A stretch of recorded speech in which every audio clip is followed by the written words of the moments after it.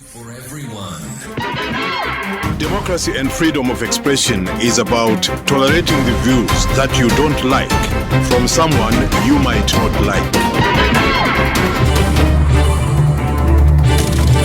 This is the burning issue on the happy world of 5FM radio, bringing you a hot, smoldering topic. Your participation. From 5FM.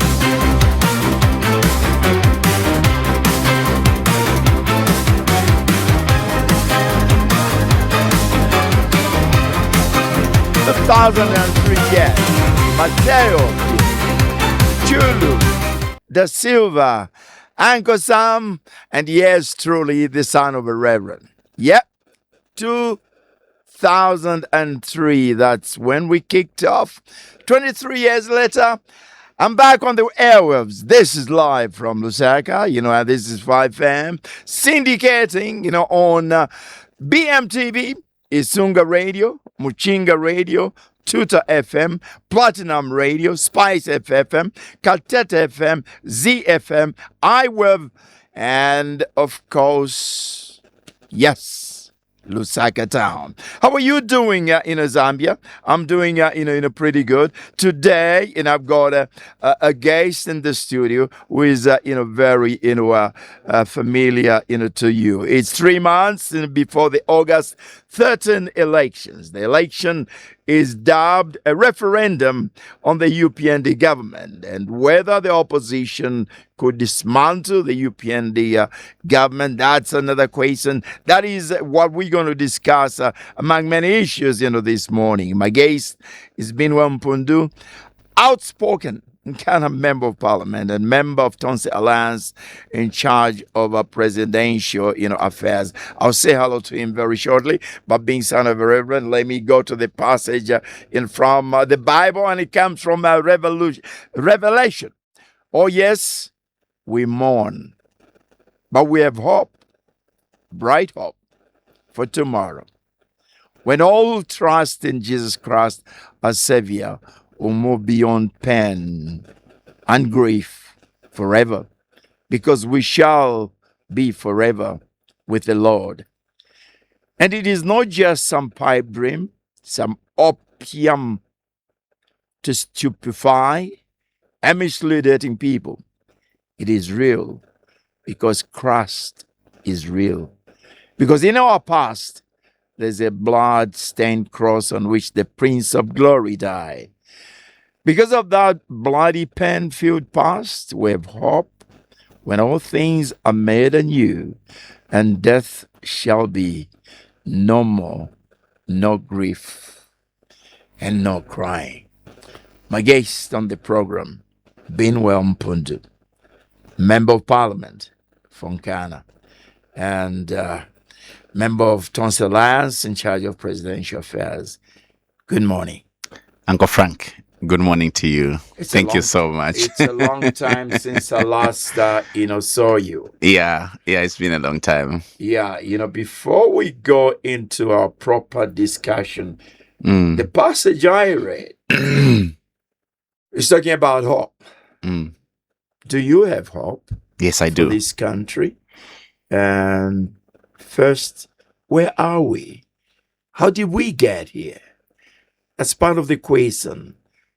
Two, where you stand, where you sit, there, what are your thoughts about the youths?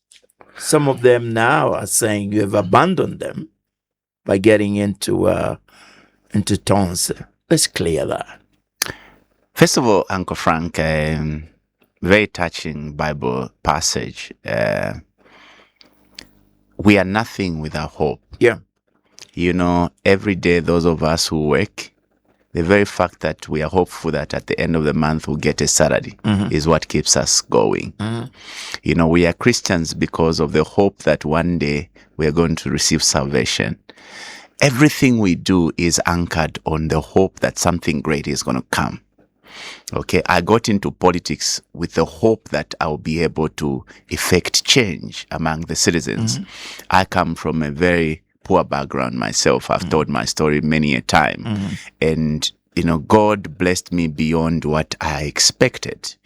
And how could I repay to the favor that God gave me is to get in and, strive to help others who are not able to help themselves. So hope is a very big, issue to humankind's existence. And without hope, we are dead people. Yeah. And so for me, when I look at the political, dispensation right now, it is one, mixed with sadness. I never thought would get to this level. In fact, if I thought politics would be this evil, I would never have gotten into politics, because politics should actually be a beautiful game of advancing ideas on governing people. It should never be about hatred. It should never be about vengeance. It should never be about flexing muscles. Because the power that we assume or we get in, through politics is basically borrowed. Borrowed for what? For you to better the lives of the people. It's not for you to show that you are powerful. After all, that power is simply borrowed. It's lent to you. At any time, it can be taken away from you. What we're witnessing in the political arena today is unprecedented. Never did I imagine in my lifetime that we would have a situation where people would hate each other so much that this country now should be about you belonging or you being part of my family, that you should enjoy what government is able to offer. Because today, we like it or not, and this is what saddens me. We Zambians have become so cowards, that we are not able to speak on things that hurts us, things that threatens our very existence.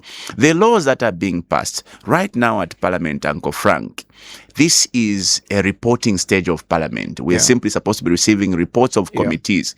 We are now analyzing 72 pieces of registration that are being suggested just when UPN is about to leave. Now, when you look at those, pieces of laws that are being proposed, it's unprecedented. Yesterday, we were discussing, the CCTV bill.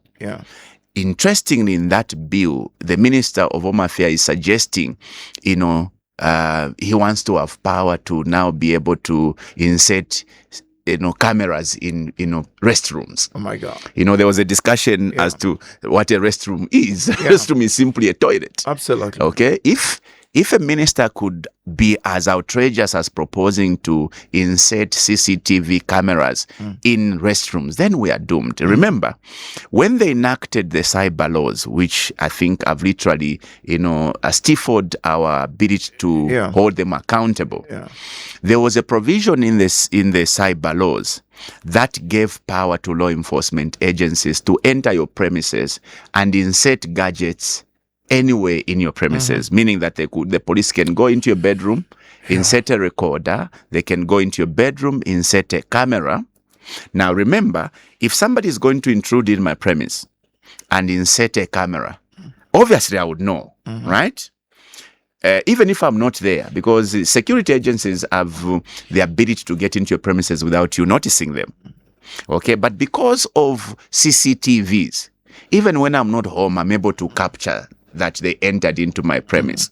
So they've now enacted, or they want to now enact a CCTV law that now compels you to get a license for you to set up your CCTV.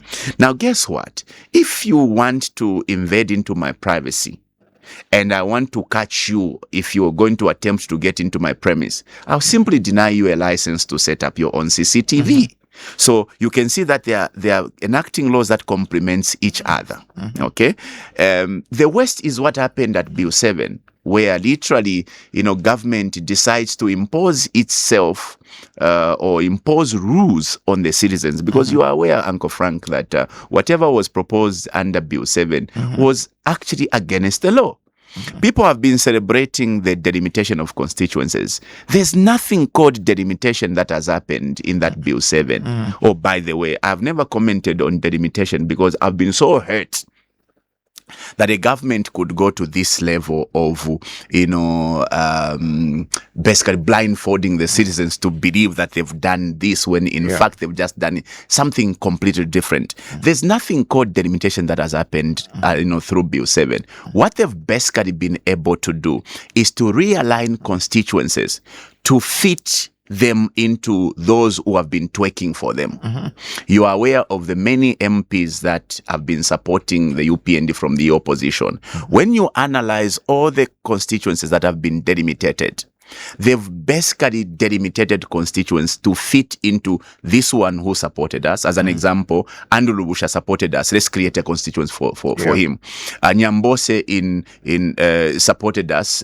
Let's create a constituency for him. This one supported. Let's create a constituency. Now, that is what is referred to as gerrymandering. Okay, and gerrymandering is actually a crime. There are a number of cases in other advanced, countries where governments have been taken to court through this scheme of rigging an election, forcing people to vote even before going to the booth. So what has happened in this country, and there's so much I can speak to that are despicable actions that negates the strides we've made as a citizens. I'll ask you just you one question to summarize this, because we got a lot of things to discuss. Why is a government that claims to be popular, a president who was elected by over 2 million people, a government which is saying they've nothing to fear, they're winning the next election, introducing laws that are extremely controversial. And if I may add a rider, to that, from where I stand as a Christian, nothing lasts forever except the word of God. Why are you facilitating things that won't last? They could be revised. Please, very quickly, and then we'll go to music, and then come back, sort out that. First, Uncle Frank, you must understand the desperation of the UPND. To begin with, the UPND never got 2.8 million votes, genuinely. Okay, you are aware of videos that came into public domain of votes that were being counted in the bush. Okay, so if you were to ask me, did the UPND win the election of 2021 genuinely, or did they get 2.8 million votes? They never got 2.8 million, votes. We are aware of what happened. We have seen videos of people that used to, or that were caught counting votes in the bush, unless somebody wants to argue this fact. Now, this desperation is stemming from the fact that the UPND have lost, ground, because they're completely the opposite of what they stood for. UPND stood for men who would, do what they promised they would do. They promised they are going to better the lives of citizens by, attending to the cost of, living. The cost of living is beyond, the reach of citizens today. The UPND promised they were going to unite the country. Today, Uncle Frank, you have to belong to the UPND for you to be, appointed in government or employed in government, let alone to be elevated or promoted. You have to belong to the UPND, or at least you have to belong to a particular region. I have said this, and the sad part is that all of us have pretended, around the issue of tribalism.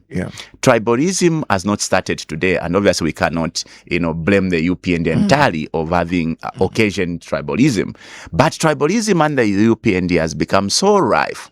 If you take stock of the 20 most important institutions, I tabled this in Parliament and I challenged my colleagues from the UPND. Let's look at the 20 most important institutions in this country, starting with the three arms of government.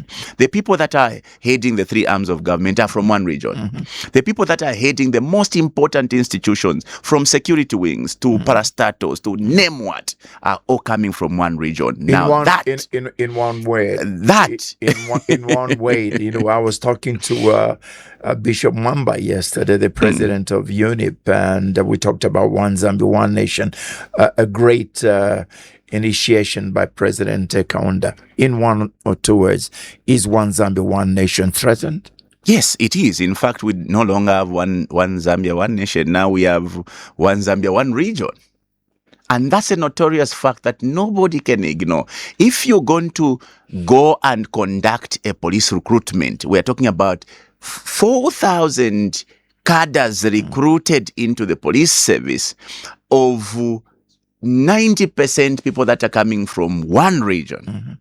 That is a danger to the existence of this country and to the unity of this country. So in short, Uncle Frank, the UPND are panicking because there's nowhere they can win this election. Right. Even when they would ride around the votes they enjoy in their strongholds, the 3 provinces, it only accounts for 2 million. Let me thrush out one important issue which is very dear to my heart, and this is when I read about Gonzalez, leaving.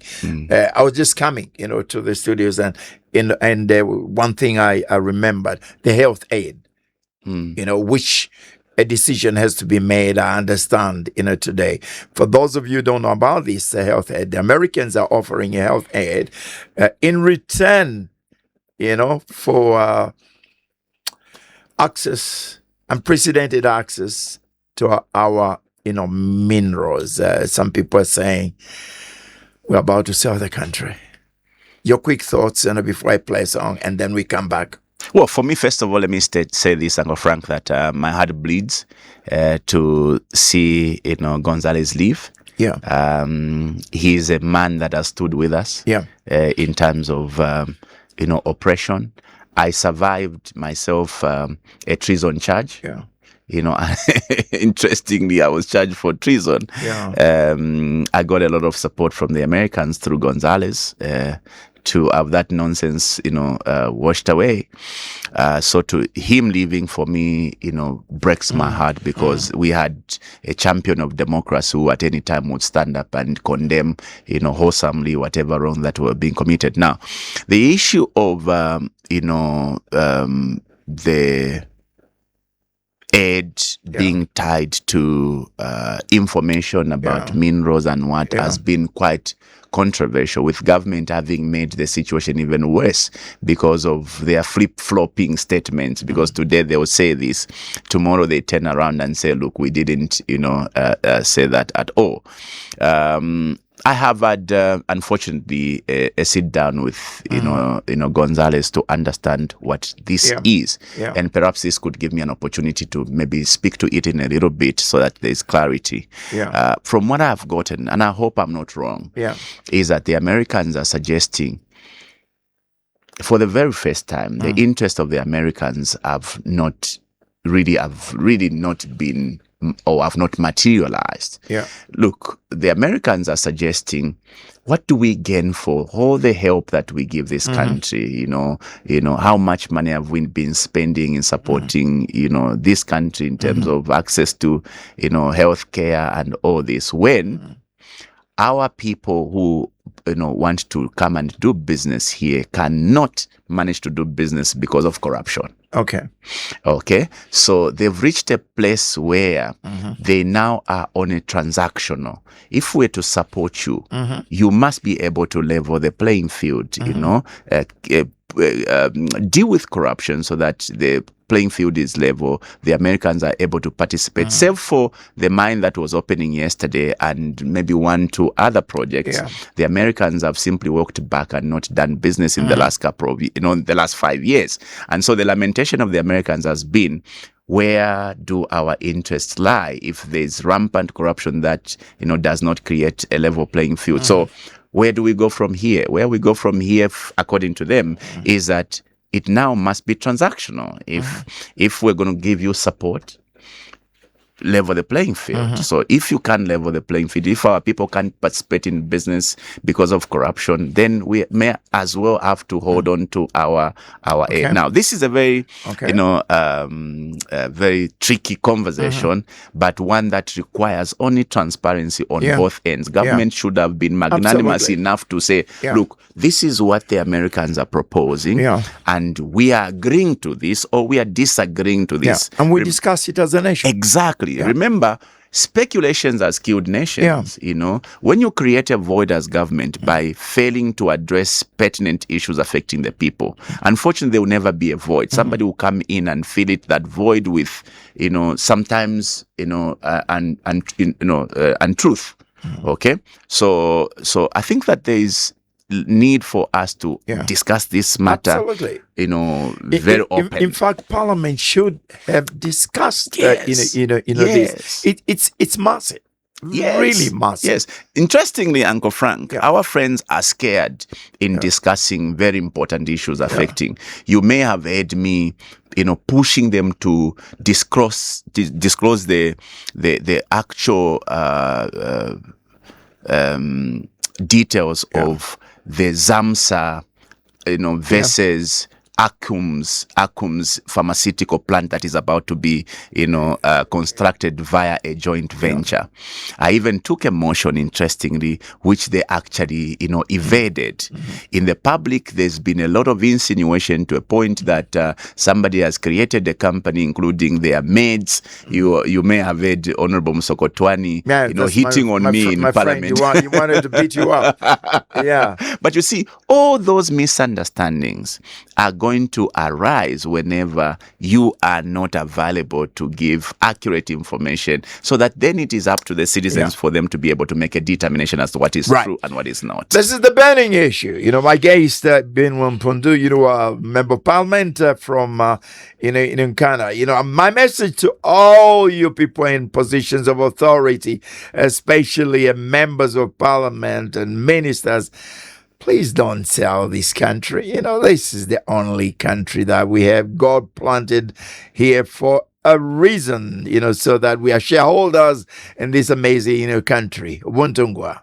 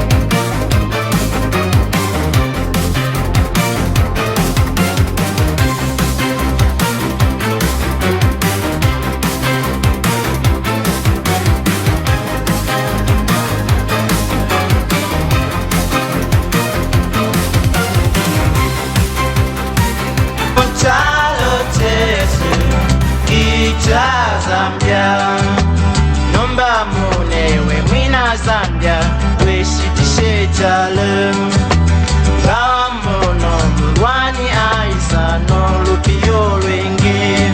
This is Burning Issue, and this is Frank, and I'm back on air at 5FM after 23 years.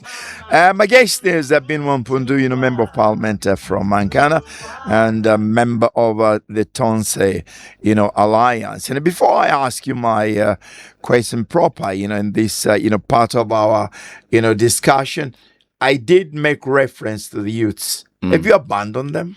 Not at all. In fact, what we've done, Uncle Frank, is to perhaps give a better or bigger stage to the young people to showcase. Remember, the idea of us coming up with a movement called the Movement for Good Governance, Ichabayiche, was basically to create a platform for young people to also get recognized as valuable players, because over the years, young people have simply been referred to or regarded as tools in the hands of politicians. When it comes to violence, let's call the young people. When it comes to campaigns, let's call the young people. When it comes to, numbers during, voting days, or let's call the young people. But oftentimes, when everything is said and done, the young people are pushed back into the terraces to continue watching, while the big players continue to share, opportunities. What we realized or came to was a conclusion that we'll forever be regarded as future leaders,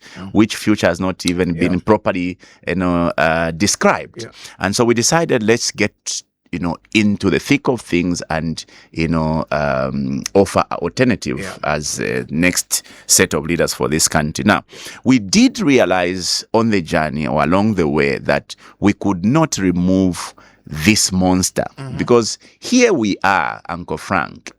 We all have got to agree that we have one common enemy which we must deal with before we can now create an environment where everybody can participate freely. Because even if the young people wants to participate in the politics now, there's a hurdle. This monster that is changing the law now to stay in power forever. If you didn't know, these guys are proposing, once they win in August, to amend the law to stay in power forever. So where do the chances of the young people lie? In vain. And so we realize that as opposed to pursuing our interest as young people, taking the lone approach, we needed first of all to deal with this elephant in the room, the common enemy we have, and we can only do that by teaming up with our friends. Parliament, that is our starting, point in this, proper part of, our interview. The importance of, Parliament cannot be overemphasized, as one of the key arms of, governance. During the discussion and subsequent enactment of Bill 13, to Act 13, 2025, it gave us an insight, as a people, to see the performance of Parliament, to really put a critical eye on how Parliament, operates. You inside, give us your thoughts, on the performance of this particular, house, and whether it still qualifies as an important, respectable of governance. Don't take too long. That this is an important aspect. Well, Uncle Frank, we don't have any parliament in Zambia anymore. All we have is an extension of the executive. Okay, you can clearly see from every action of the presiding officer that the long arm of the executive has far, overreached into the operations of, Parliament, to a point where, interestingly, today as we sit, there's a committee of Parliament that is proposing, or rather, that is considering an amendment to our own rules of engagement called, the Code of Conduct for the Members of Parliament. Do you know what they are proposing? They are now suggesting, the UPN, through that amendment, that the president will now, through a statutory instrument, regulate how Parliament will be conducting itself. They are now suggesting through this amendment, the Code of Conduct for the MPs, that whenever you say anything that they will not agree with on the floor of the House, they will commence, criminal proceedings against you and they can take you to court. Now, the hallmark of Parliament is, the immunities we enjoy to speak freely, okay?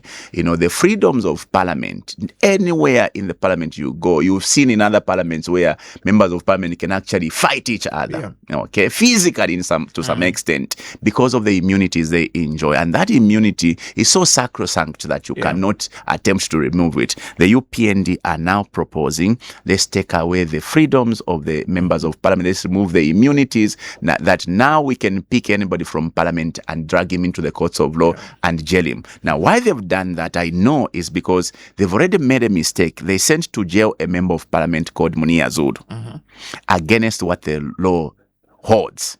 Munia Zulu made a statement that by all standards could have been labeled defamatory. But he made that statement while he's protected by the immunities we enjoy at Parliament. Because if you didn't know, the law holds, there is no member of Parliament that shall be dragged to the courts of law on statements they make within the precincts of Parliament.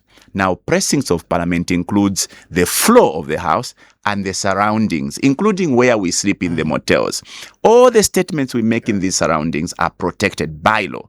Munia Zulu was taken to court and jailed for the statement he made within the surroundings. So what are they trying to do now?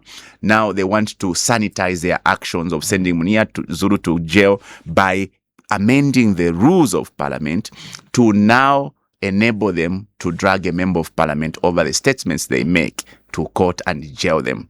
They are now proposing that any member of Parliament that shall abrogate any rules of Parliament shall now vacate his seat. So they want to give the Speaker, the latitude to be able to declare a vacancy against what the Constitution provides for. So if you were to ask me, is there a parliament in Zambia? There's no parliament. All we do there is rubber stamp. All the nonsense that they have been proposing have been rubber stamps, and we have become nothing but a circus. It is only the people that sits on the right side of the Speaker that have got the liberties, the freedom to speak. They can say anything. We have been sent out of Parliament how many times? Sometimes even for laughing. We have been called out, almost threatened to be sent out for simply calling out Jesus. Imagine where you say something wrong and I say, Jesus! And the Speaker says, why are you calling, on Jesus? I'm going to send you out. Imagine being sent out for simply laughing. So can you say that is Parliament? I'm the most sent out member of Parliament, and sometimes sent out for simply speaking the truth. I remember the last time I was sent out for simply raising the issue of meal allowances for students, and I was held to have said incorrect statements or made false accusations or allegations when in fact I had actually spoken to what was happening at CBU. When I went back the following day to challenge the Speaker that, Madam Speaker, you sent me out, but look at what is happening at CBU. They've just been paid today. She says, no, that is water under the bridge. The issue has passed. There's nothing I can do. Tell me, Honorable Mpundu, one, your colleagues sold you out on Bill 13. 7, Bill 7. Some of them very close colleagues of yours. That's part of the equations. Subsequently, some of them have defected.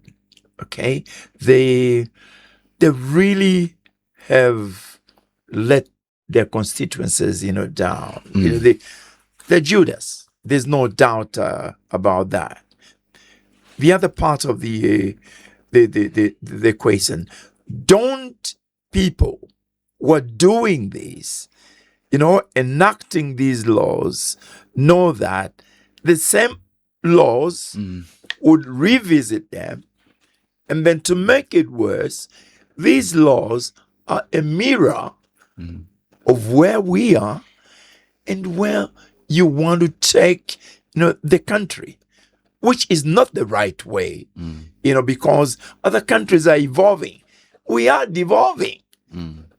What are your thoughts? Well, first of all, Uncle Frank, my heart bleeds every time I remember the day when we allowed Bill 7 to pass through Parliament.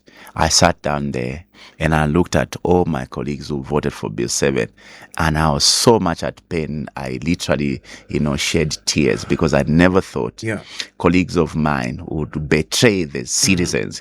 Why are we members of Parliament? We are members of Parliament at the behest of the people that gave us that rare privilege to go and represent them, to speak their on their aspirations, to push their agendas, not on personal agendas. Interestingly, the stories of our friends having been induced to vote for Bill 7, having been paid, having been flown into Lower Zambezi are not mere fictions. They are realities. We have our friends who have confessed to having been flown elsewhere.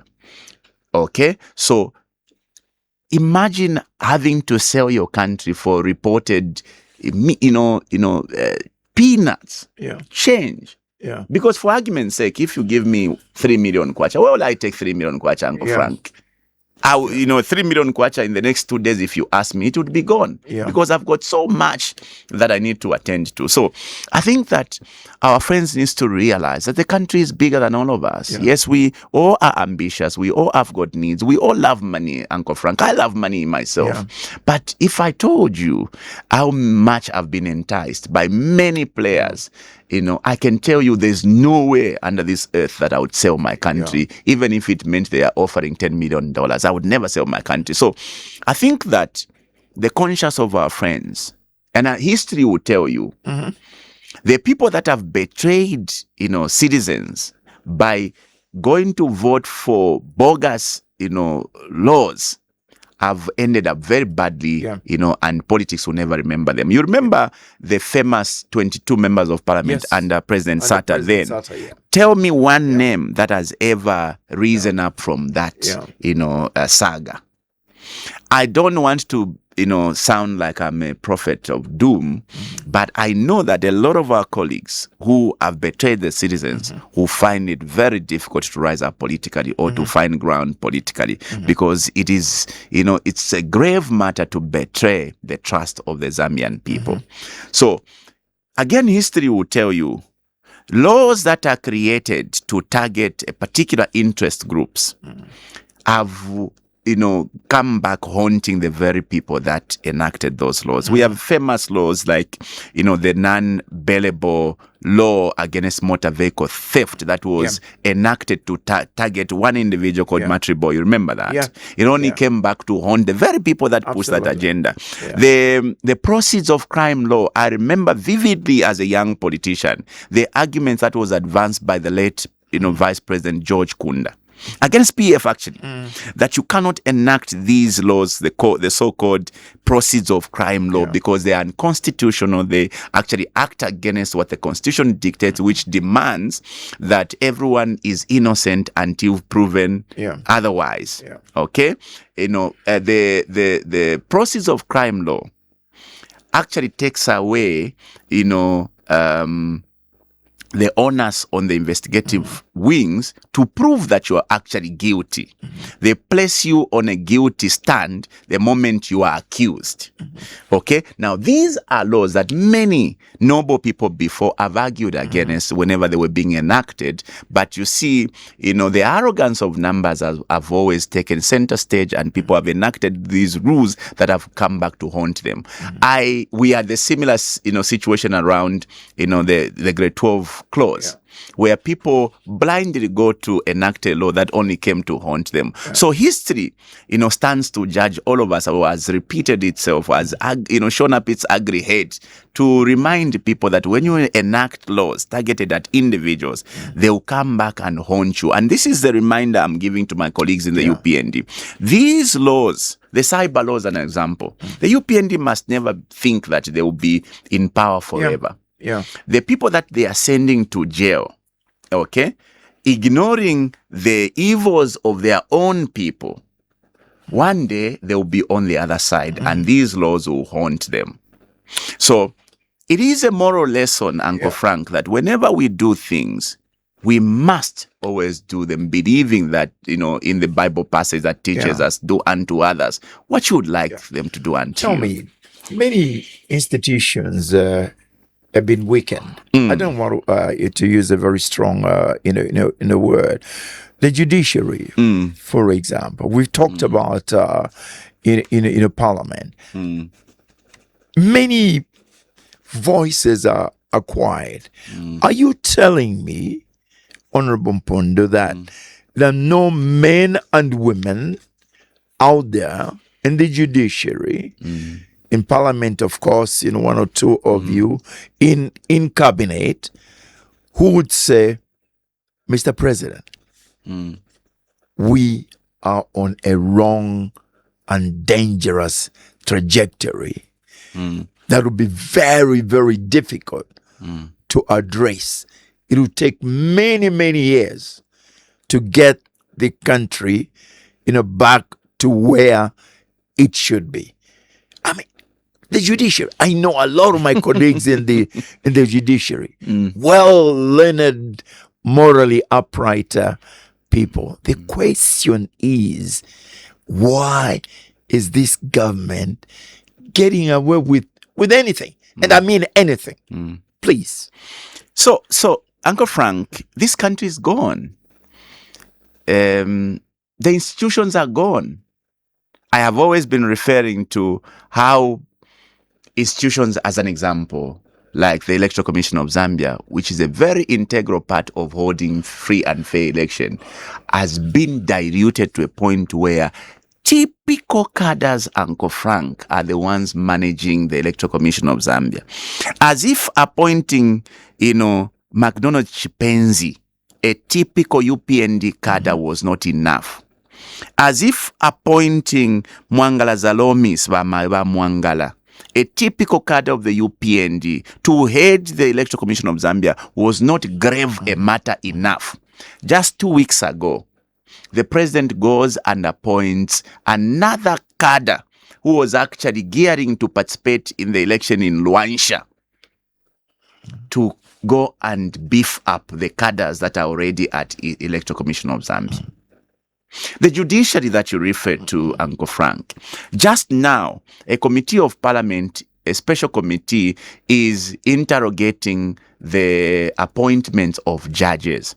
Some of the judges that have been appointed have got criminal records.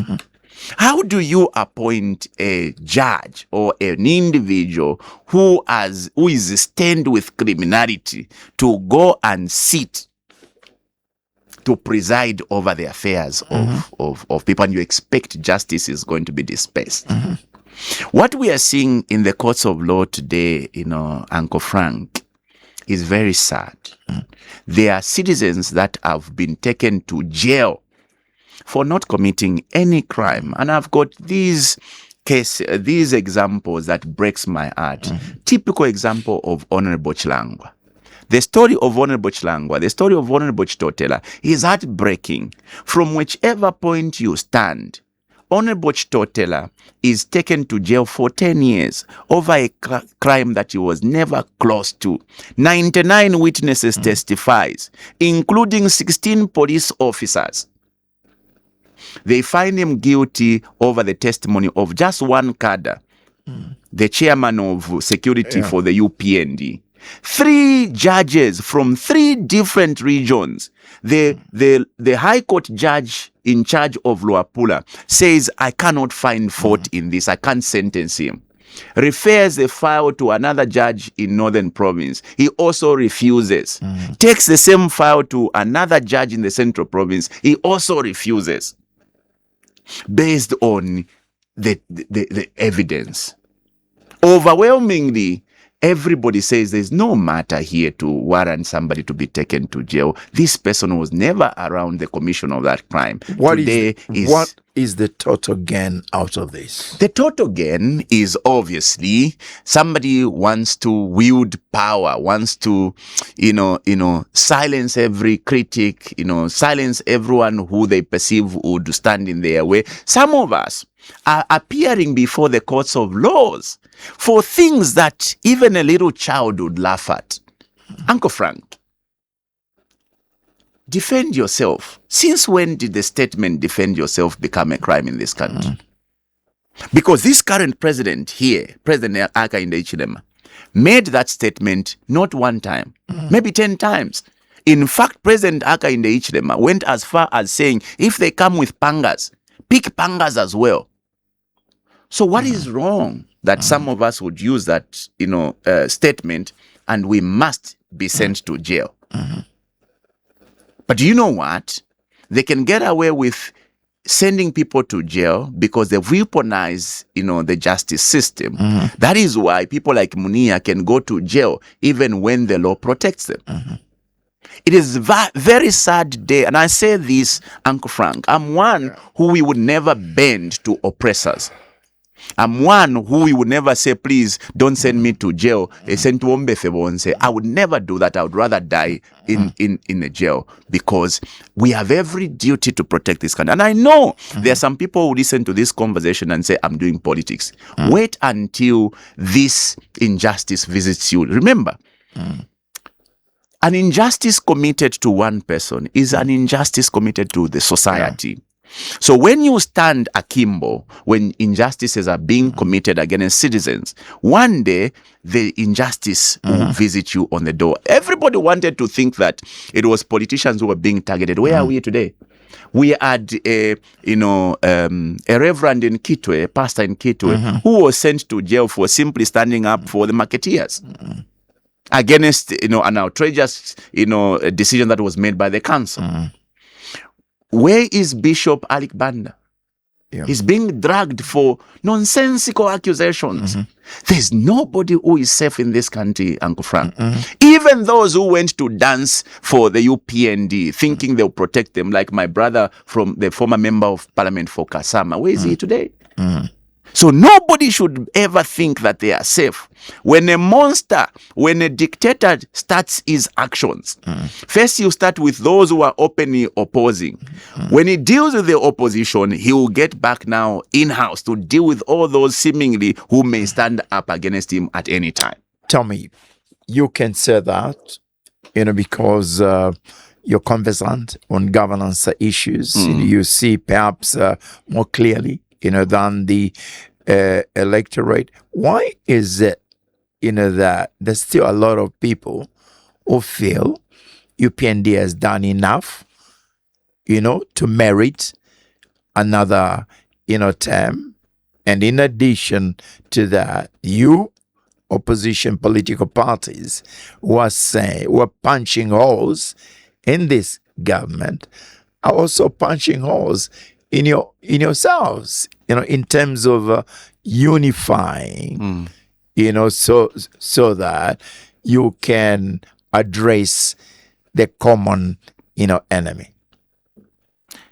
First of all, politics has blinded us, Uncle Frank. I don't just blame the people in the UPND or those who are supporting the UPND, but by and large, politics gets to blind us. And it's very sad that when we join politics, we become, I like to always say that politicians, once you join politics, you become a dull person. Loyalty blinds people, Unfortunately, politics in Zambia has become like, a cult. The UPND in particular is like a cult. Yeah. If you go to the southern province as an example, people there are complaining. But ask them if they'll vote for anybody else other than the UPND. If you go to the northwestern, province today, there's not a single major development happening in the northwestern province. Just promissory notes, including, a commissioned or a groundbreaking ceremony that happened for a hospital in 2022. Nothing has happened up to now. So you're saying we divided now on tribal lines? Whoa! I spoke already to that. If is that? And if so, what are the implications of this? The implications are dire when a country is divided on regional and tribal lines, because should the others also want to go that route, the country would be divided. It may end up in bloodshed, which we must avoid at all costs. But what I'm trying to say, Uncle Frank, is that politics is blinding us every day as citizens, that we stop being objective. We start pursuing, just aligning ourselves, to political parties and not care whether they are doing right or not. Yeah. Today, the measurement of the performance of government are very basic. Let's look at the performance of our economy today. Now, when you look at economic performance, to the ordinary person, economic performance does not lie in the numbers. Because those numbers are simply figures that don't translate to the well-being of our people. When you boast of GDP growth, when you boast of a single-digit inflation, what does it mean to the person who is going to a shop to buy mid-meal at over 300 kwacha? When you boast about all these figures, what does it mean to somebody who is going to hustle for a 200 kwacha to buy fuel and will have to go the entire town to look for the same fuel and it's not even available? What does it mean? The state of the economy is at the worst in history. The other parameters you measure the performance of the government is, come on, Uncle Frank. Yeah. Our friends used to hold the UPND the PF as being the worst government. Even today they said that we cannot go back to PF because PF used to have cadres. What is good in terms of comparisons if you have cadres in the markets who are harassing people at the markets, or you have cadres in institutions of governance? Cadres who are managing the Electoral Commission of Zambia, cadres who are at the Judiciary, cadres who are, in the legislative arm of government. What is more better, to have cadres in the market, in the streets, or cadres who are occupying institutions that make decisions that affect the entire fabric of this country? The very few learned, people who are saying bad things about this government. I was watching, the cobalt mine, the sinking of the shaft yesterday, and learned men and women in the corporate world, saying this is recipe for a good, economy. Are we living into different, worlds? Time zones? Yeah, please. Yes, Uncle Frank. For me, the UPND boasts about all these good policies that are seeing, the mining sector begin to thrive. Yeah. Tell me how many Zambians are benefiting from our minerals today. Because today, even when our locals, the young people today, go and, prospect for minerals, they discover minerals. Gold, as an example, in Mufumbwe. This government goes and opens fire on the young people in Mufumbwe. What sort of a government is this that goes to the young people? They discover minerals on their own. You open fire through the police and kills them. The instance of Mufumbwe is not isolated. There are deaths also in Mpika just 3 days ago. Young people in Mpika were shot dead by the police. Yeah. Simply for wanting to participate in the mineral wealth of our country. So, how foolish can we be as a people to continue celebrating the enrichment of foreigners in your own mineral disposition, and then you allow your young people, your citizens, to be killed by your law enforcement agencies who should actually be protecting and celebrating them for having made a discovery of their own wealth? So when you go and parade people, celebrate a milestone they call, at Mingomba, and then on the other hand, I am going to attend a funeral of our young people who have been shot by the police for simply having discovered our minerals. Then I think you must be a joker for me. Yeah. That's what let me not say a joker, because a joker is very kind. You must be a fool to celebrate achievements of foreigners. Meanwhile, your own people are wallowing in poverty. And when your own people discover minerals, they are labeled as illegal miners, they are labeled as criminals, and you unleash the police to go and shoot them. I've raised this debate. I went to Ghana sponsored myself to go to Ghana and learn how the Ghanaians have done with their God, God resources. Yeah. It's a beautiful story of how Ghana has emerged from what they used to call the Garamzees. The president came here and lectured exactly to us on that thought. Again, you're inside there. As a member of parliament, you've got a lot of information. Could you tell us what is happening to Mukula? Well, which was very famous, during PF. Could you tell us what is happening to Sojilite? And if I have to paraphrase where I am leading to, honorable member of Nkana, honorable Mpundu, is I've asked this question so many times. Even the health aid that we are talking about, we don't need the Americans. We don't. Okay? Can you be frank, for the first time? Or I know you have, but can you be more frank and tell the country, today why we cannot, resurrect this economy when you have Mukula, when you have Sojilite, when you have, emeralds, copper, the prices are shooting through the roof. Please be honest, or may I lead you into saying perhaps it's the greed, the corruption, the most important thing, just no patriotism for the country. Uncle Frank, I have always said that God in his infinite wisdom gave Zambia everything.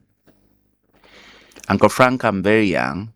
Yeah. You were around, or at least close then, that when Kaunda took over power, we had a documented 108 university graduates. Yeah. Today, Zambia has got thousands, if not millions, of university graduates. Some of our people have gone to do masters, some have got PhDs, some are professors, some are accomplished academicians, and achievers in other countries, Dambisa Moyo, Clive Chirwa, and the list is endless. If Zambia was able to manage its resources, to harness its resources, then under ZCCM, save for some corrupt elements that would, fly into London to have tea and come back using government resources, Zambia was thriving, with a pocket of educated Zambians. Today we have this human resource that at any time can come through and help us find solutions to our problems. Not only did God bless us with human capital, God blessed us with all these array of minerals. You have, for me, I don't even talk about copper because the subject of copper is overrated. Yeah. Let's talk about emerald. Our emeralds today are ranked the best in the world. Absolutely. Beyond the Colombian emeralds. Yeah. What are we getting from the emeralds? Why should you not have an emerald mine as a honorable Mpundu, not even as an member, as a Zambian. Why do we glorify foreigners? Why? So all those emeralds, and we know these foreigners, they give us little change as Zambians. They fly all the foreign exchange back to their countries. There's one gentleman, I think, on the Cobalt. He's thriving with properties in Canada from our own emerald. That is why I'm saying God in his infinite wisdom blesses us abundantly. Here, when we talk about the resources we have, land. This is a land that the UPND almost gave away to some Vietnamese. Wanted to give 7 million hectares of land because the Vietnamese had promised, I'm going to cultivate rice. The rice that would feed almost a province of China. So if a Vietnamese far away from Vietnam can see the potential in your land, why can't you utilize that land and produce enough to feed and, make, hay while the sun shines? Besides land, the minerals. Emeralds, as an example. We have now gold that we are discovering everywhere and anywhere you turn. Gold is fetching awesome prices on the market. What do we get here? We all get stories of government says we only exported $40 million worth of gold, but the United Arab Emirates, where our gold is going, they'll report we imported $1.7 billion worth of gold from Zambia. Look at the disparities. You claim you sold $40 million worth of minerals or gold. They are claiming they imported from Zambia $1.7 billion worth of gold. Criminals, along the way. Look at our lithium. In Mapatisia, the southern province is awash of lithium resources, and lithium sits at the energy transition. All these electric cars that are coming today are being propelled by lithium batteries. We were told of the stories of Zambia having signed a memorandum with the Congolese of setting up a lithium plant, which has died a natural death. This was the story of 2021. Where is it today? Nothing. Not even a groundbreaking ceremony. I'll have to open the lines very shortly, but can you summarize before we open the lines? Why do we hate ourselves? Why are we not patriotic? Why can't we look at my colleague, my fellow Zambian, and admire his wealth, because that wealth is going to trickle down? Just why are we unpatriotic? First of all, this country is in the hands of greedy people. Let me say, not in the hands of greed. Greed is a very nice word. In the hands of evil people. Okay, that is why the Bible remarks that when the righteous rule, the people rejoice, but when evil men rule, the people are going to groan. What is happening in Zambia is a product of poor decisions that we citizens make, electing people that we have not, analyzed, people that we have not properly vetted to see whether they stand for the good of the people of Zambia. And this is what sadly, we still have people that, despite seeing what is this cohort has been able to demonstrate so far, will still be able or want to give them more power. In Bemba, we have a saying which says, "Ichikwanka bachimwena kumampalanya."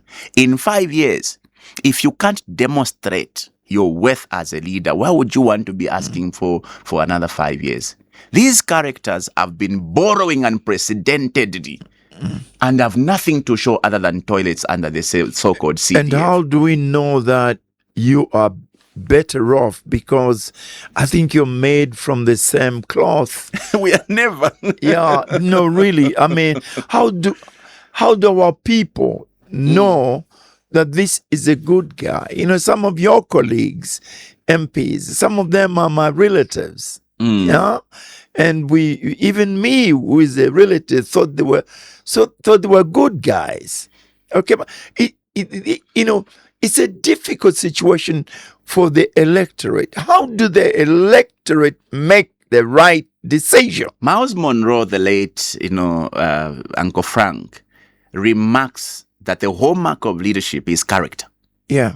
So when you, the citizens, are going to elect people, first of all, assess their character. And character is not an oversight, thing, an overnight thing. Yeah.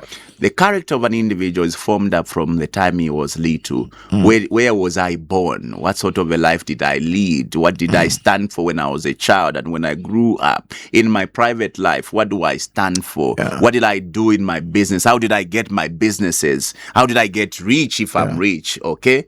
So all those makes up what sort of a leader I am going to be. But do you know how difficult it is? It breaks my heart. I must say that even us in the media, cannot allocate time to analyzing, people like you, because almost all the institutions are compromised. Interestingly, Uncle Frank, there's information about everyone and anyone. If you want to find out about who Binwell is, there's information about that. Is why, that's what I'm saying. Us people in the media, should take the lead. And we're not, doing that. I go back to what I asked you. We're opening the lines very short. Sorry, listeners. Please answer this question. Why are we so unpatriotic? We are simply evil people. We are simply evil. But God did not make us like that. Well, God never made anybody evil. I'll still say this, Uncle Frank. We have an opportunity as a Zambian people to do what is right. And unfortunately, we will not continue beating ourselves at the bad choices we've made. If life was going to be measured by the experiences I went through, then we would never progress. What experience does, it teaches us to make better decisions. We have messed up in the type of leaders we chose in 2021. That's a fact. The UPND is the last anybody should wish for on a country. So what should happen in August is we must go back to the drawing board and do the right thing. And the right thing will begin to interrogate. And I'm not saying the opposition are the right people to vote for. But I'm saying everyone who stand up for leadership now must be, evaluated. The citizens, you, the media, and I want to commend you for what you're suggesting. The media must begin to interrogate all those who are standing up for leadership, especially at the pinnacle of leadership, the presidency. Let's look at the life of President HH. Where did he come from?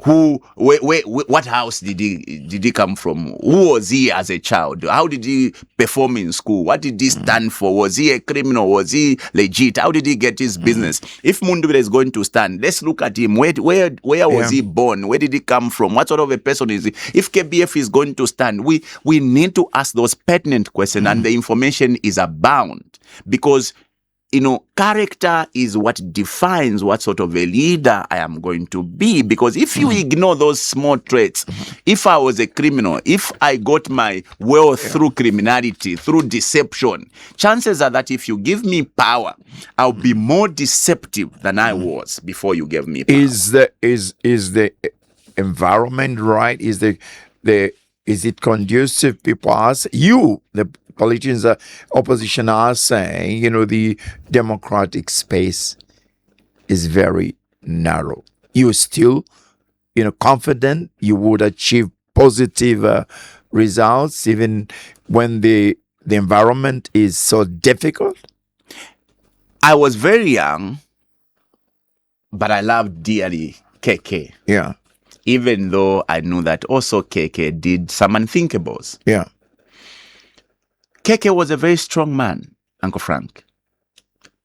Okay, KK was shrewd. Excuse me. There would be vigilantes everywhere who would pick you up at an instant.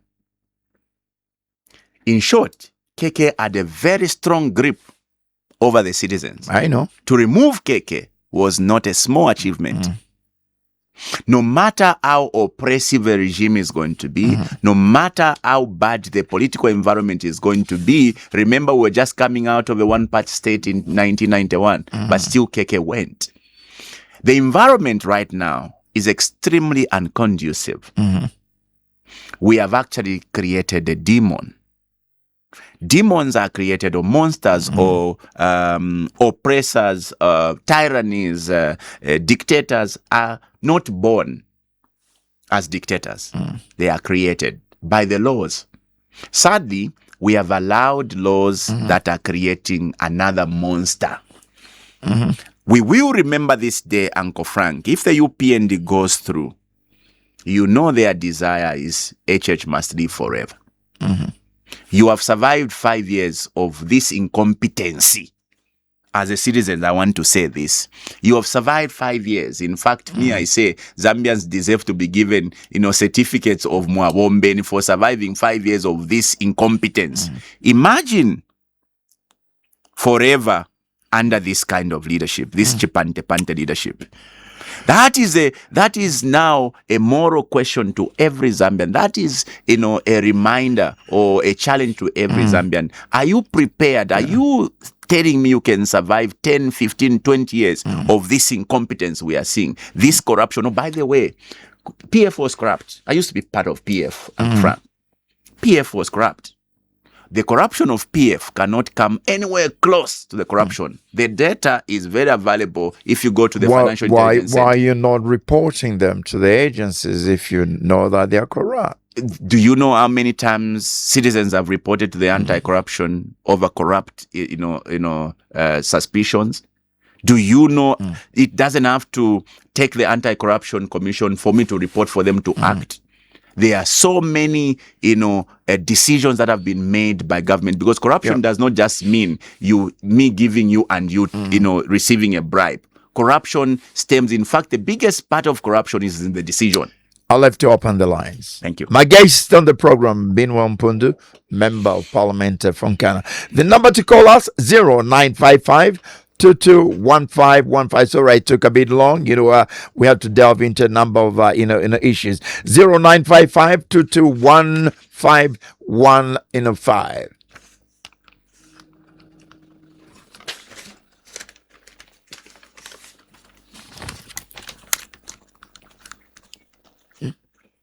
No one yet. Okay, let me repeat again. This is the burning issue. The number to call us, 0955 221515. My guest, Binwell Mpundu, Member of Parliament from Ghana and a member of Tonse Alliance in charge of presidential affairs. We'll take a small break with music and we wait as we wait for the callers.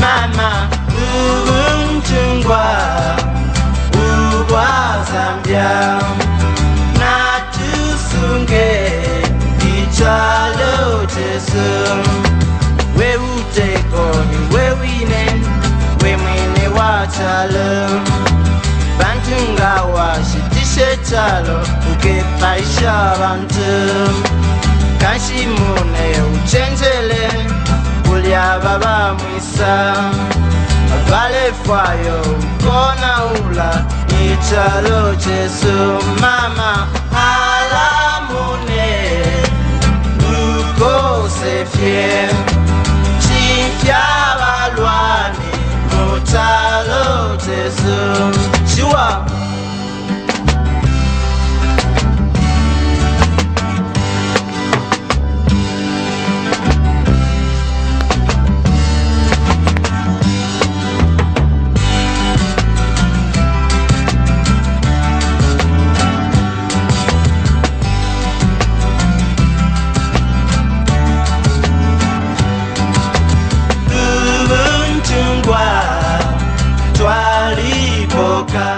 The number to call us is 0955 221515. Honorable member, when constitutional amendments like Bill 7 are pushed through despite court concerns, when electoral rules are changed close to elections, and when citizens increasingly feel that the law is applied selectively, why should Zambians still believe that Parliament is defending the Constitution rather than helping to weaken it?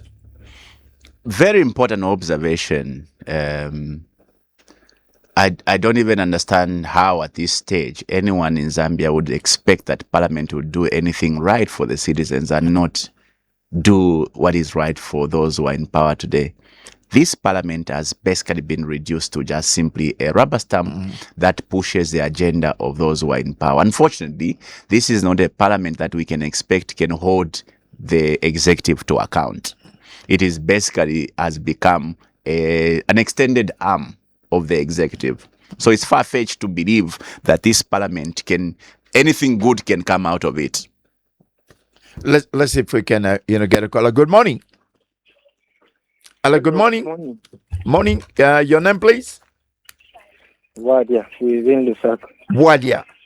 Yes. Yes, sir. What is the question, sir? Babino mwa bombenya washashi. Mkwai babu wadi amulishani. Mkwai. Kwenda for to pijema muri ba UPNG. I'm very shocked. I'm not a politician. I don't belong to any political party. I'm Zambian, but what I've witnessed is something else. The UPND, bakateka abene ba HH, promised the Zambia into things that. She wants to have PF badaged blame. But now but step into West Katushni for Tingarondo. But here, Papa Sakovachi, Kuchinama Zambia Navachi, where support if you are village tickets in Mucharoches. So, appeal Yakopo Kovachi, but Binwell, Mrelu, Sharon, and Goromoran Chalo. There's Harry Vanai, Pevena Zambia today, Monet Tiga, Kavi to them, Kong, not Chetekramudi Mokovachi, Never could read a ecopis. Not Bombe. Thank you very much. The other issue is, the UPND is saying, why is the opposition not appreciating, what this government has done? You look at the economic, indicators, for example, growth, over 4%. The foreign exchange, the kwacha is strong, stabilized, inflation, down. Isn't that good enough to put, them on the back? Uncle Frank, I as an individual, I don't, applaud what is not making sense. It doesn't make sense to boast of single-digit inflation if the buying power of the people is beyond. The real result must be felt, or real economic results will be seen through the people. If the people will be able to afford basic needs, that is when we are going to say that the economy is doing well. So there's nothing to applaud the UPND about. Tell me, which area or what the UPND have been able to do that we can say, and I've asked this question several times to so many people, say, tell me something that you think I should be able to say, well done on this, Kuriba UPND. Like Wadia says, everything UPND stood for or promised the people of Zambia, everything they condemned, Pariba PF, they've done the opposite. Let's talk about the elephant in the room. When the UPND came into power, the issue was about the debt. When PF borrowed, unprecedented borrowing, we could actually see unprecedented level of infrastructure development. Today, those of you who lives in Lusaka, there's nowhere where there are no tarred roads. There are roads everywhere. Mushanti compound, mwalibe misebo.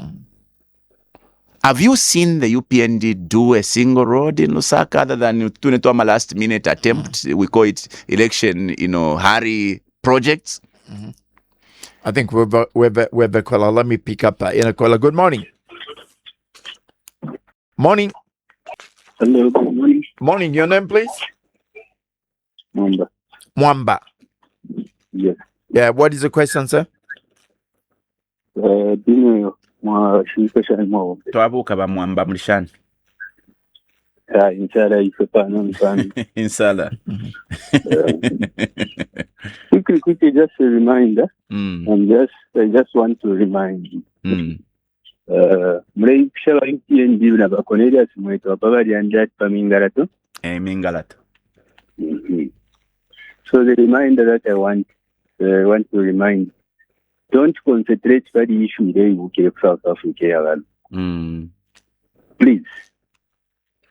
Baka mirenge shati muka mbio kuchita concentrate kulia. Remember my bills are in Parliament. So you have to attend to that. And a lot of things. Please. Tikawekera muri road shading yatwapitiremo batuletera amayita yawe batshinga bata. Please Labino. Issue y'abalungu bari Kenya bene basotinge, don't even concentrate kule. Baka micha imomwaya kulia mureya kulia bakuchimukwese buera kuno it's game over. Okay, thank you. Thank you. We were talking about what the UPND has done. You still can't put them in on the back. CDF over 20,000 jobs, 30 or so in the Minister of Health. Minister of Education. Teachers, medical staff. That's still not good enough to put them on the back. Uncle Frank, you cannot applaud this government as having created employment by staffing up the public service, when even the resources of government cannot actually manage the bloated wage bill. Do you know, by all these employments or recruitments in the public sector, we are actually going beyond the normal figures that should go towards a public wage bill against what is in the budget. That is why today you see 2, 3, 4 supplementary budget every other year. It's because of these appeasements. The real government will create jobs in the private sector. Okay, you can't call or you can't say the government naba bomba by these public sector recruitment. The real government is seen in terms of employment when it creates a conducive environment in the private sector for job creation.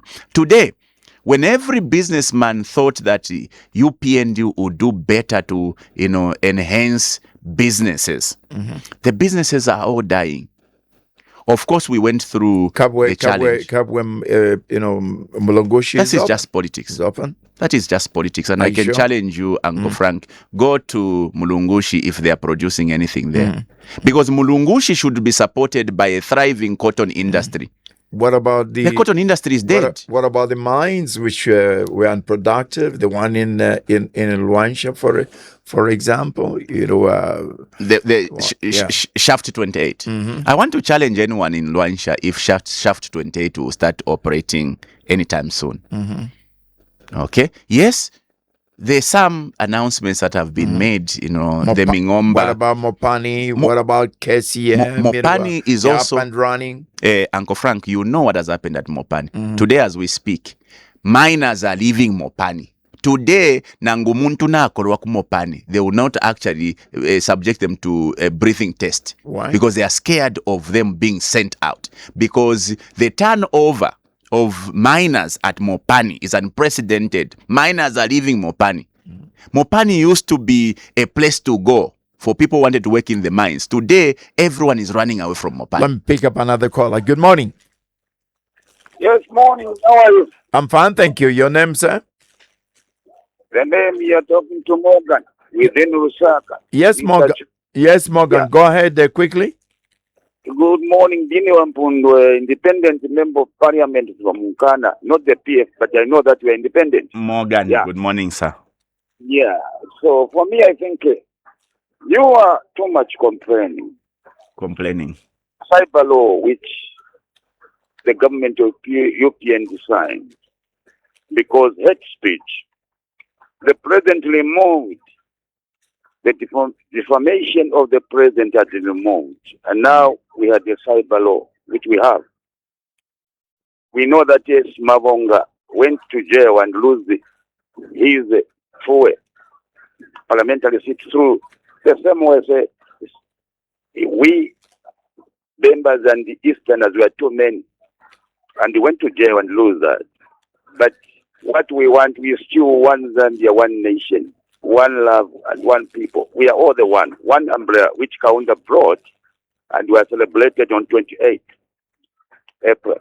So for me, what I'm saying, you see hard law in this side. But for me, I saw that you were talking about, and you went outside that. We know that in PF, Mukula was going out. God, copper, private. And this time, you are talking that God delay that are you true? Do you have evidence for that? Okay. Thanks, Morgan. Thank you very Morgan. Evidence. First of all, Morgan wants evidence. Morgan speaks to me complaining too much about cyber laws.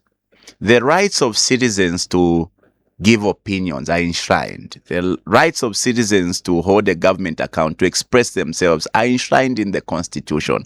Anything that takes away that right must be struck off our our laws. So our complaint against the cyber laws is genuine. Besides, this is the same government that you promised the people of Zambia that when we form government, the first thing we'll do is to remove the cyber law. What did they do? They enhanced it. Oh, by the way, let me clear it, Morgan. Cyber laws were first enacted by PF. Nobody went to jail using the cyber law when PF enacted the cyber laws.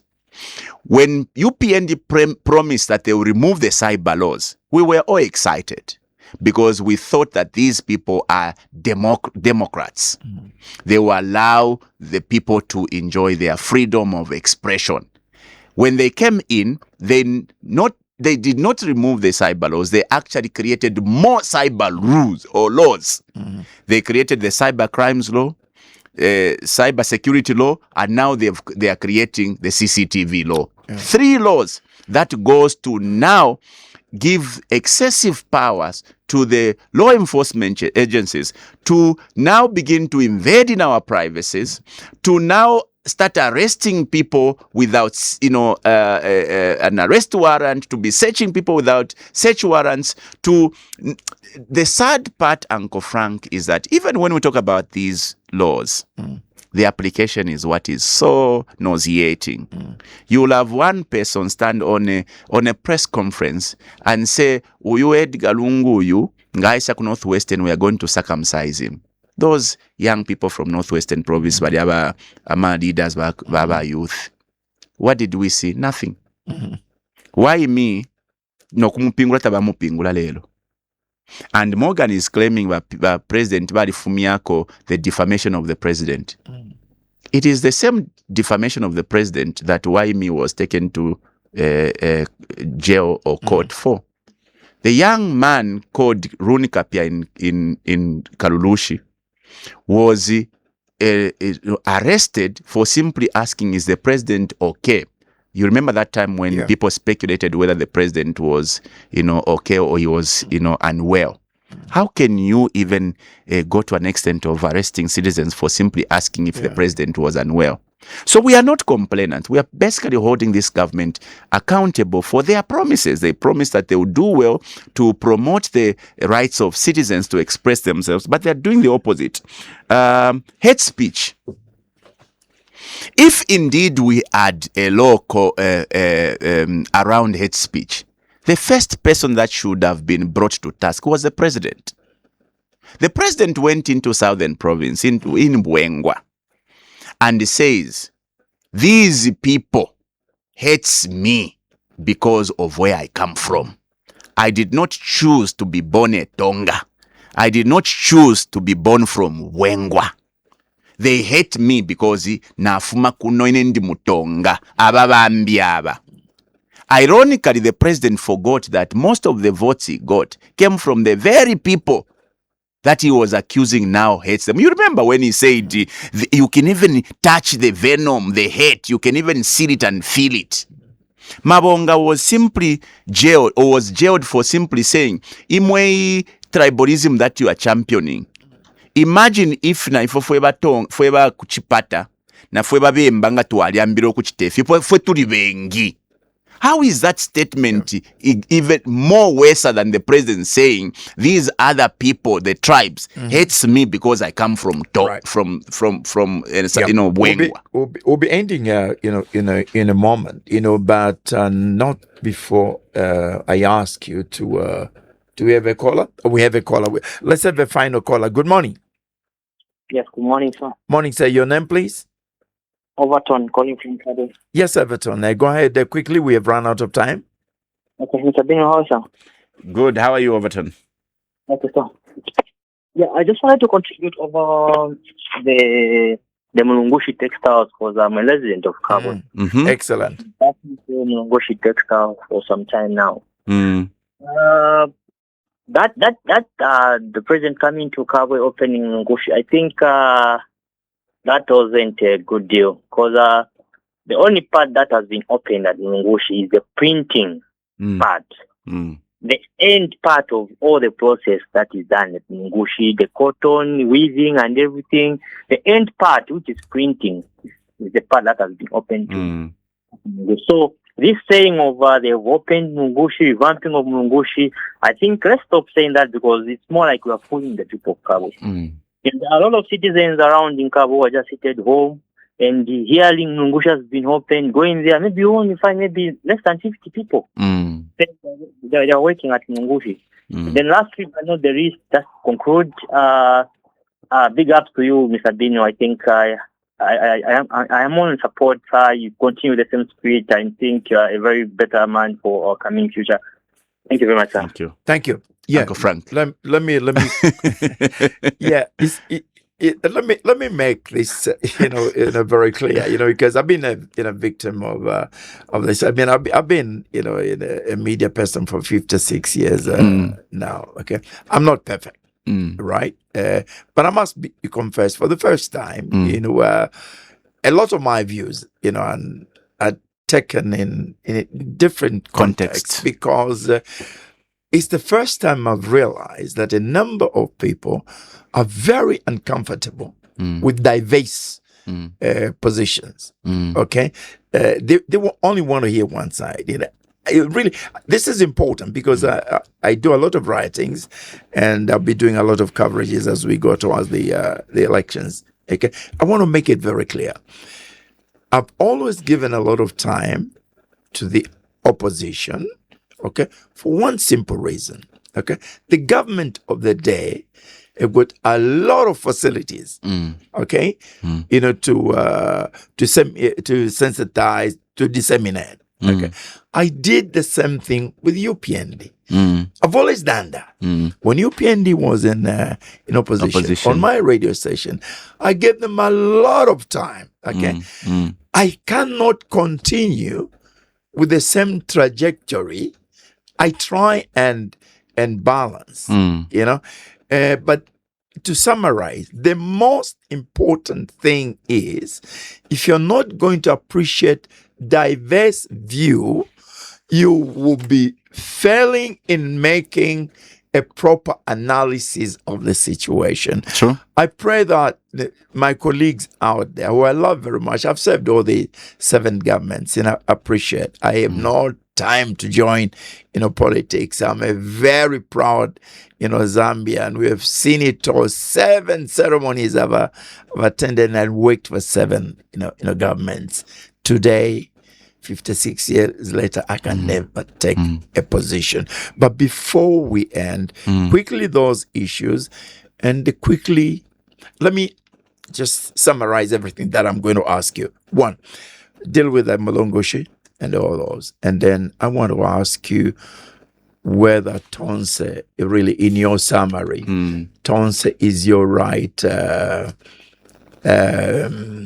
vehicle that you have joined now, and whether Brian Mondubile is I can't say whether he's the right man or not, the qualities of him. I think summarize all that, that I've said.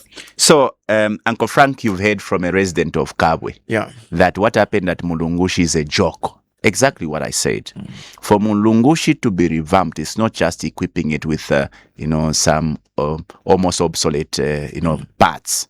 We needed to also ensure that there's cotton, the weaving part, section is working. Exactly what a citizen or a resident of Kabwe has said. It is a joke of what happened. In fact, isn't this the beginning, for...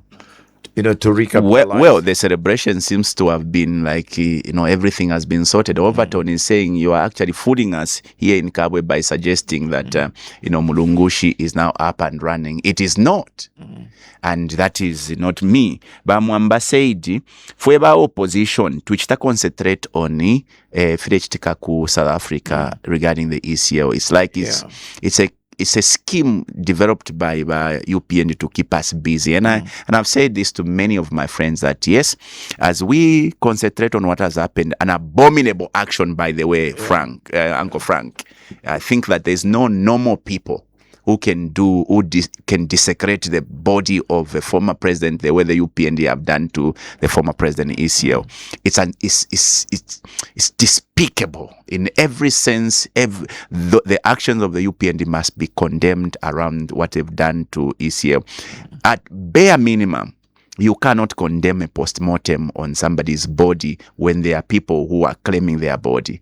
You do post-mortems on unclaimed bodies, not when the family is alive, is there, the issues are in the courts of law. This is the former president. You go and conduct an autopsy without the relatives being involved. It's evil at all levels, if you want to say it that way. And both parties, Honorable Mpundu, to blame to bring us to this stage. Surely the two sides, the family and the government, surely could have found a way of solving this problem. It's almost a year. We've buried presidents, before. What is so difficult about this one? I fail to understand. You're a politician. You talk to both sides. Please maybe tell us where the problem lies. Unfortunately, Uncle Frank, you can't show me love in my death. You need to show me love when I'm alive. Isia was treated so badly to a point where, his ailment was actually, exacerbated by the refusal of government to allow him to travel and seek medical attention. I'm not saying we revenge. No. but didn't PF treat this president badly also? How was he treated badly? Or are you referring to his arrest in Kabwe? Well, even the whole time of his political life, he was detained, arrested so many times. And I'm sorry to say, this has to come to an end. Uncle Frank, there has to be a foreclosure to all this, because let me say this, and I think it's important that we deal, with this issue, okay? I honestly don't want to see a situation where if this president, leaves the reign, he's treated like other presidents. I mean, can we find a foreclosure as a country and start afresh? Because this is a mirror of the young people, your young people you represent. They will do the same as the situation is prevailing today. We are Christian enough in this country to put a closure to this. HH had an opportunity to create history or to start a new page insofar as the treatment of foreign or former presidents is concerned. Unfortunately, he's fallen into the same trap that other presidents have fallen into, revenging. I think that President HH needed to have treated the former president fair. If President Isia was treated fairly, he would not have died. Because number one, he would have received medical attention much earlier. He would not have died.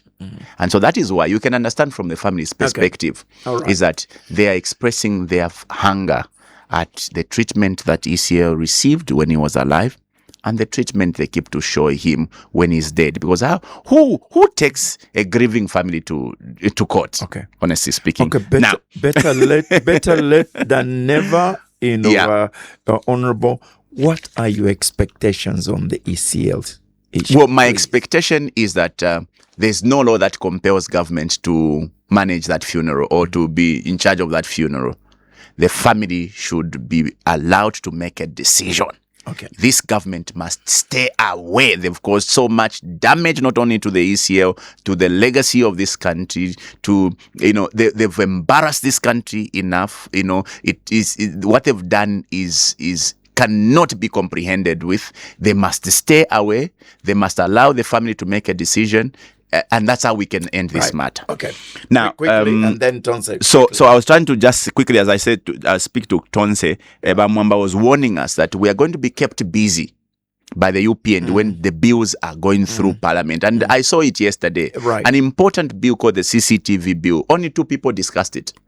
Honorable Kafwa and myself. The whole bill goes through. Only 2 people. Not even from the UPN to support it. An important bill that is going to be infringing on our rights, only 2 people, because people are busy. They've been entertained by, the circus happening at ECZ, the issues around the ECL.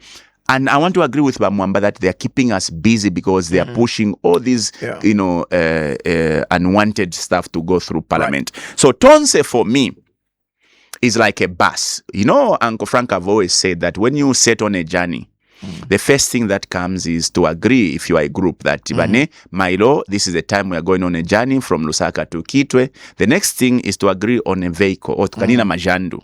Yeah, but the members will tell you, atutushala yene, tualubile mbukilo, meaning that you have to agree, tukabuka pa 10 hours, tukanina majandu. Ngamwasanga tukanina majandu, the next thing is to fill the bus up. Right. When the bus is filled up, the issue of the driver now becomes much more important, and on the journey there you go. Right. What we've realized on the opposition is that we all are frustrated and we want this government out. What we didn't have was, otherwise we are all going to perish like fools. So we have confidence in Honorable Mpundu, and let me, dispel these assertions that Honorable Mpundu is not going to be on the ballot.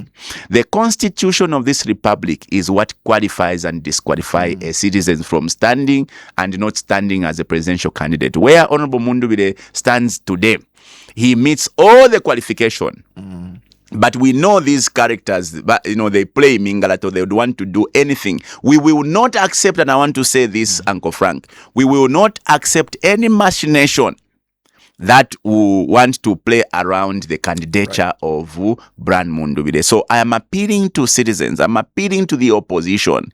If we don't unite, this monster is going to devour us. They say when a lion visits or comes into the community and eats a mad person, don't ignore because that person is a mad. Milo,